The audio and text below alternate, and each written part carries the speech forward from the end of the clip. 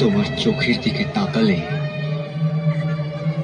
আমার চোখে প্রতিশোধের আগুন জ্বলে ওঠে। এই কে তুমি? এত তাড়াতাড়ি ভুলে গেলে মহিমালদা?